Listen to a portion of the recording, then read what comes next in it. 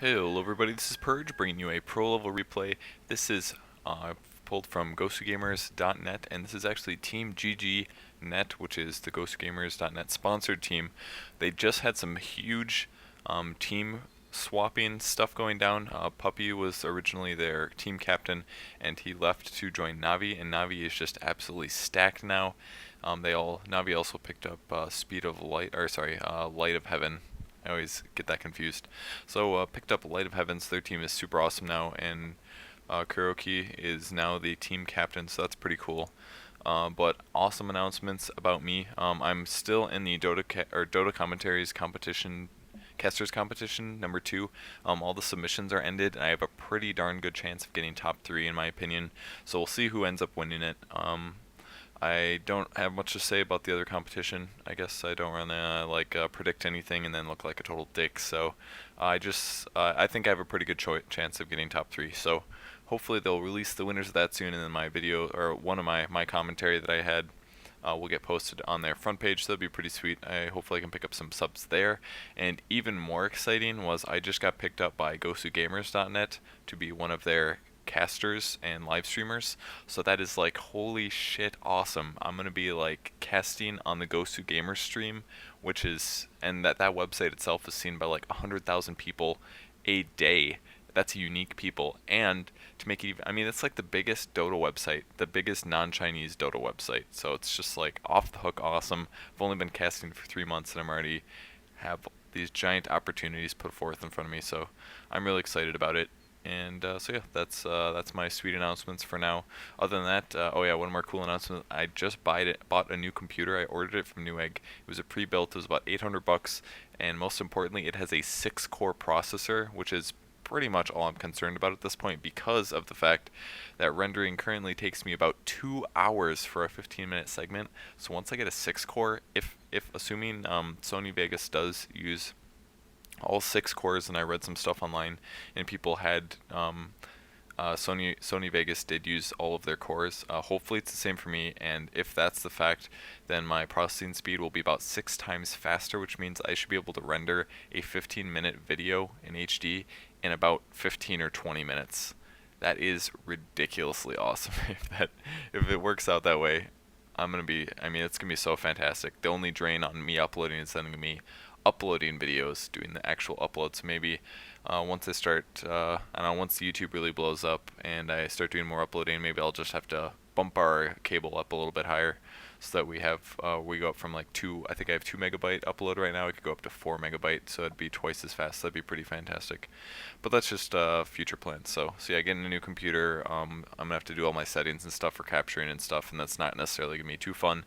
But once I get that all worked out, it's gonna be pretty sweet. So how about some Dota? First bans in the first round, we have AA, Invoker, Lich, Clockwork, Lone Druid, and Pugna, which are all pretty fantastically average and all really great first round bans, so I agree with all that. And interestingly enough, we have first pick Nerubian Weaver. He does not make it into the picks very often, but I don't disagree with any of those bans. The only one that is not the only hero in that pool that is, in my opinion, does not get picked that often, but is still banned, is going to be that Lone Druid. Clockwork sees it in play, Pugna is in play. You always will see a Lich if he doesn't get banned. A will get picked if he doesn't get banned, and Invoker is another one of those heroes. So I definitely love all those bans. And since I'm now a part of Gosu Gamers, I thought, hot damn, I need to cast a Gosu Gamer team. So their new player is Kebab. He's replacing Puppy. He's not the captain by any means, and I'm not really sure what role he's playing. I haven't actually seen too many replays with him. But oh, cool, Power Net's in this game. I didn't realize that. So yeah, it should be a sweet game. Unfortunately, I was not planning ahead before I started this replay. I did not see who the Scourge team is, but I know PowerNet kicks ass, so hopefully it's going to be a really cool game. But Nerubian Weaver, Windrunner, Vengeful Spirit for the Scourge team picks. And do they have yeah, they don't have any like clan names or anything, but for the Sentinel team, which is GosuGamers.net or GG.net, we have Doom and Batrider right off the bat. Both very commonly banned heroes, so I definitely like those first picks. And that's going to give them a lot of options, especially against a Weaver. I think this is really cool. If you're going to let them pick Weaver, just pick Doom. I mean, if you ban like this, where especially you get to this point where they have first pick and you have the next two picks. I absolutely love this. You're going to have Batrider for a good 3 to 5 second stun depending on what ulti level he's at, and Doom is just ridiculously good against Weaver. You Doom Weaver and then you fucking kill him, and it's awesome. So definitely, I really love this planning that Kuroki just did. So that's really, really sweet. So taking their time on the next set of their picks and bans. They're not quite sure who they want to go for yet. These are very solid heroes by all means, but I honestly, with the Batrider and the Doom here, especially the Doom, I already think that they're pretty well positioned against this Weaver to have a really good team setup. So for good counters, I mean, they won't have to worry about as much. They're still going to need to buy sentries or buy some dust sometimes, but I'm not completely worried about their team. So Venumancer, first round pick, very interesting. I'm not really sure they're planning to finish this up with, but Vino, usually you don't see him. He does get banned second phase sometimes. It does happen. And he's just a very powerful hero, and especially against these three heroes who all have generally low HP. And Weaver's not very susceptible to slow, obviously. Windrunner not super susceptible to slow, but they all have generally low HPs, and they are going to be hit by big nuke damage if that Vino does drop a high level ult on them. So even if Weaver, I mean, you can time walk out of it, that's true. If you do get hit by the Venomous Gale or the Poison Nova or whatever, you can just time walk, bam, the debuff is gone, and essentially that ult did nothing. But if you have a Doom on you and then you get those combos from the Venomancer, that's going to be really dangerous shit for Weaver. So definitely sweet performance, or sweet picks so far. But I think both teams are looking pretty solid. I like the Enigma ban. Enigma is always a solid hero. And with this team setup, I mean, even more disable to shut down Weaver. So I think that's really cool. Really sweet picks so far. And a Visage ban. I'm surprised Visage is still getting banned, but he is still a very powerful hero. He got nerfed in the tri-lane phase, the early tri-lane phase for his mana cost, but it doesn't get, the mana cost does get reduced by about 20 mana per level as your picks go on. So I think that's pretty sweet. I think he's getting to a more balanced range where he might get another nerf, but if he does, it's going to be something very slight. I think he's just an all-around great hero, and that's the reason why he's still getting banned. But I don't think he's OP by any means. You're not seeing him first round ban, you just see him like casual second round bans. An interesting enchant ban. I haven't seen enchant banned very often, and I mean, some people say that she's one of the worst heroes in Dota, but did they even change? They gave her an Aghanims. That was pretty much the only change I can think of. For her. I know junglers just got a buff. I read an article about that. That was kind of interesting. But other than that, enchant has always been approximately the same strength, and she is it's kind of cool because you can jungle her and semi-carry. But interestingly enough, they have a Enigma and an enchant ban, which are both jungle heroes. So maybe they're just extremely expecting jungling to come out of GGNet, which I think is fairly explained or understandable because they do have a Doom, they have a Batrider, and if you do have a jungling hero, that's basically you can open up another solo, or at least you won't have to tri-lane. So a hero that is better in a solo lane can actually take advantage of those levels. So I personally think Venomancer could maybe see some more soloing, but his range is a little low. He doesn't have an escape, but you can do fantastic things with wards if you're like down here in this area. One sec, I gotta turn on my scroll thingy. Disable mouse scroll. Alright, so like if you're hanging out down here and you're playing a Venomancer and you're scared about getting a gank on you, you can always just put a ward right here. So you can stand right here, put a ward right here. You have total sight of this area. So, or if people are going to come through here, you just put a ward right here, block them in. It's really awesome. Or if people are diving you, you run in here, drop a ward right here, and then when you get the cooldown, you drop a ward right here, and stack another one. I don't know. I feel like a high level Veno that gets a really fast. Like if you could play a Venomancer kind of like a Windrunner and get like a really fast mech with your treads and your Basilius, I mean that makes a pretty big impact. Plus, if you get those level advantages, dude, if you get like a fast Aghanims on Veno, and by fast I mean after mech, or if you get just a level 11. If you hit a level 11 and you get a mid game team fight, I mean that ult does a crap load of damage, and it's not that hard to land. So I don't know. I think I think a solo Veno could maybe see some play. It's a little weak, and Veno is definitely a squishy hero, but I think it's vaguely possible. That's all I mean.